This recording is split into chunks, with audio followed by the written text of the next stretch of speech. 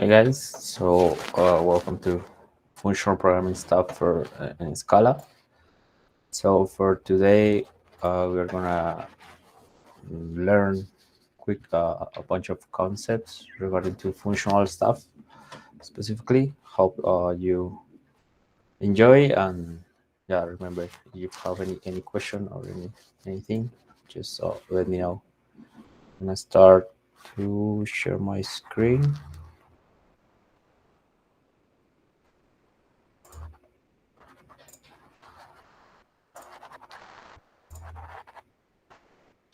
So can you see my screen now? Yeah. Yes. Yeah. Okay. So functional programming, as for his name say, is another paradigm for programming. It's strongly focused on functions, as we can imagine, and it is pretty supported by lambda calculus. We won't see much of theory. It could be really frustrating and really hard to understand at the beginning. The idea is just show concepts in general and try to practice, and yeah, that will be the way that we start learning functional stuff. So we have a bunch of techniques to manage functions that we will see later, such as currying, recursion, and high order functions. Yeah, well, I'm gonna start to show you how this could be an other way to thinking when we write programs. So probably at the beginning you will feel awkward at first because really uh, this implies change some ways of thinking. So for instance, functional programming, we don't have this kind of code.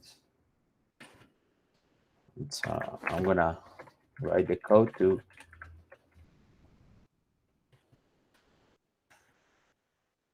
some to make an assume. Sorry.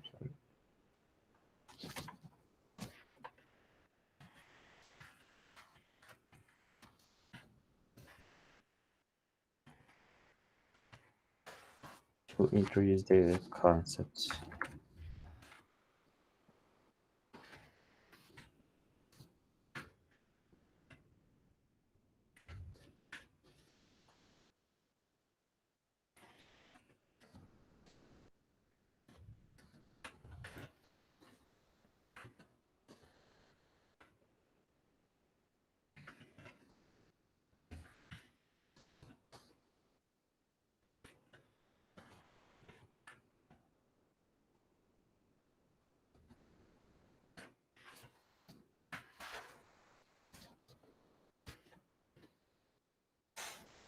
As we can see, we need to define this is an imperative program that we assume the squares of the first n integers that introduce or that this program I will use to show you the concepts that in functional programming. So in functional programming, we don't have this kind of loops because we these programs are not or we can't broken into smaller blocks or in small components. That means this code probably will be really difficult for testing, for manage things like that. So the idea is always have the ability to compose our programs in the way that we can testing easily and things like that. So the first concept that we are gonna say is the pure function.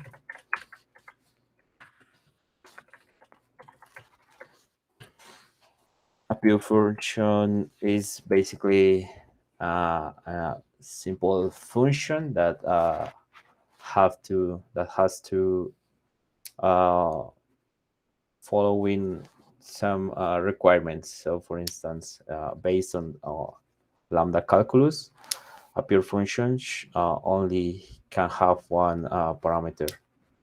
Uh, they have to perform a computation, and they only has to return exactly one result. So the abstractions for functional languages allow us have multiple parameters in our function, but at the end they try to use the rule for lambda calculus that is only one parameter, but the languages do this for us. So the idea is we have only a function that takes an input parameter of type A, and just return one for one result for of type B. So the idea is we can always predict the result between when we call a function. So, for instance, when we do this,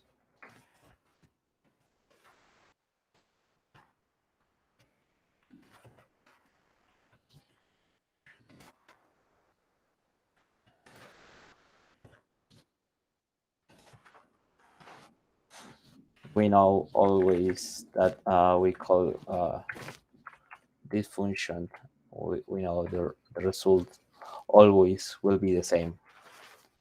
That's uh, that's a pretty informal definition for pure functions. We have an input, and we expect exactly one output.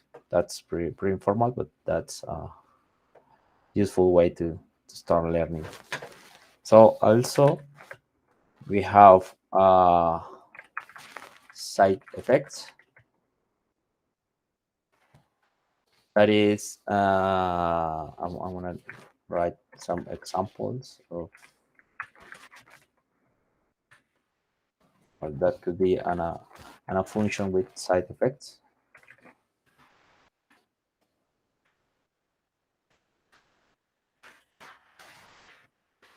To be is as difference with pure function.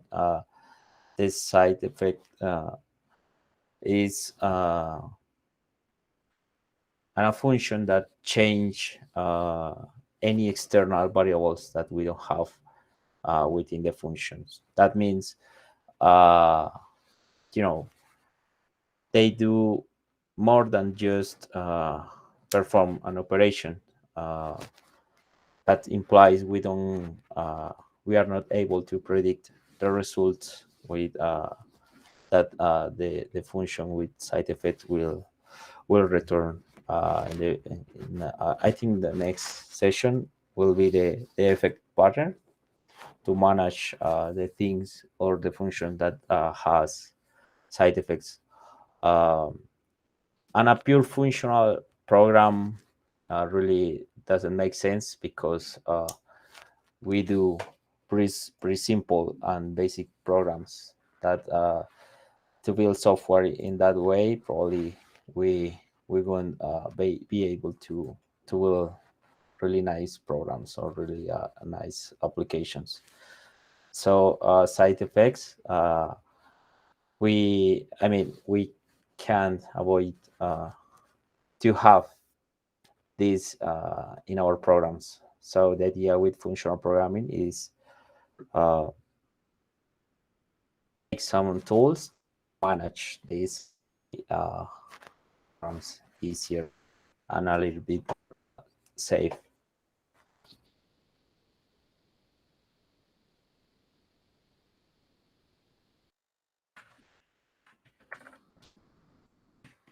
So the idea with immutability is start to think that our definitions or our values for within the program we won't change. Uh, that's pretty hard to keep in mind at the beginning because we are really uh, we normally use that kind of programs to build apps or things like that. So for instance, remember in Scala we have the var keyword to avoid to allow have mutable variables. Probably we won't use this not much. That's the idea. Try to don't use, but it's really strange that you have to do anything like this. So this is a normal uh, operation that we do in a imperative way.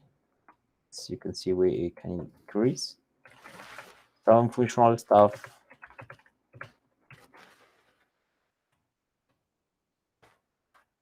Change, but this not. And we can't do this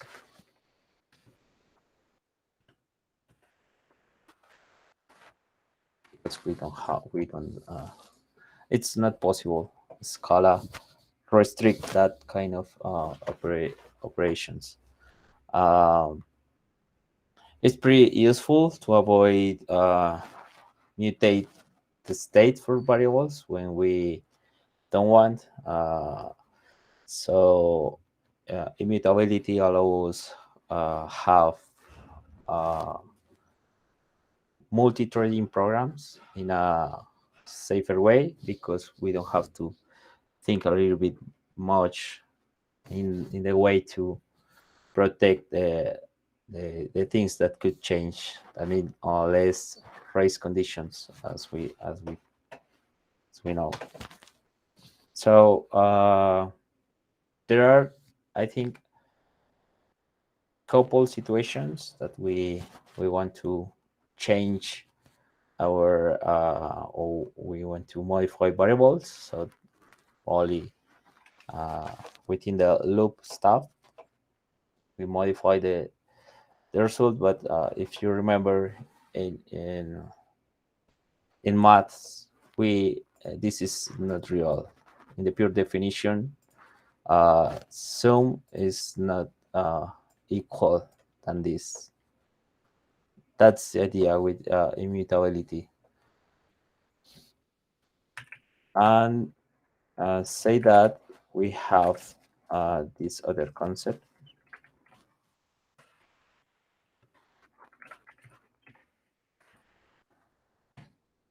of referential transparency. Um, that's really not just for functional programming or not just for functions. This is basically a property of expressions in general. So the idea is just we can replace an expression in any piece of our program without changing the meaning of the program. So for instance, I'm gonna do this.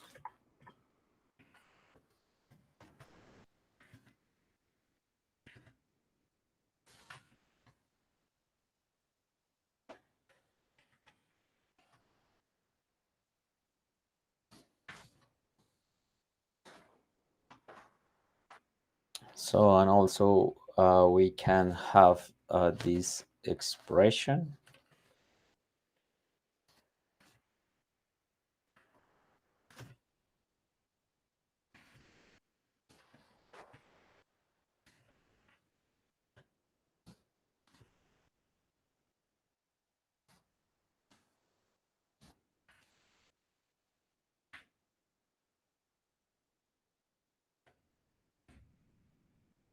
So Also, we can change this directly by this, and the meaning of our program won't change. We have the same result. I'm using different expressions. That's the idea. Try to start build our programs as algebraic expressions, and we can start to change. That's really useful for testing, for think easier. This allow have good ideas for refactors, things like that. That's the idea at the end of the day with this stuff. So, do you have any question at the moment or any?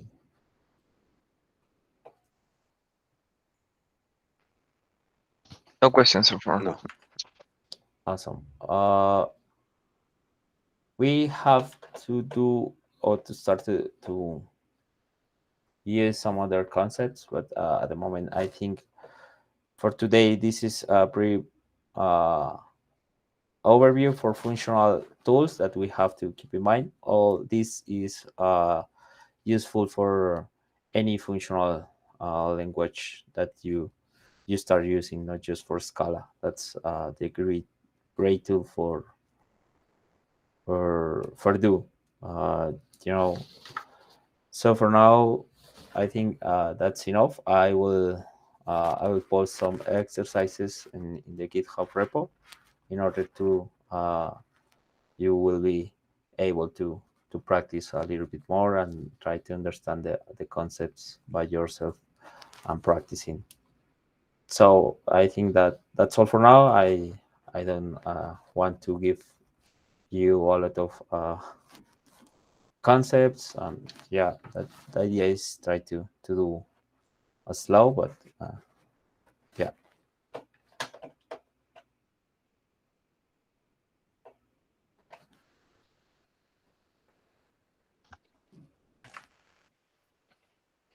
Okay, thank you. Well, thank you, thank you. Sure, for sure. Yeah, the so the core thing here, this is similar to Redux and all that stuff. In that all the functions, you prefer all the functions to be pure and have no side effects. Exactly, that's the idea. Have all in a purity way, and if it's not possible, use abstraction to deal any some abstractions to deal side effects. We will see monads. You know that there are a bunch of techniques that we can start to use.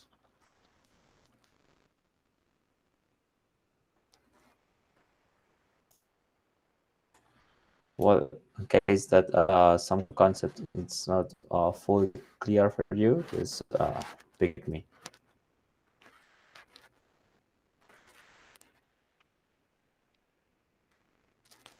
That that's all for now. If you don't have any other question.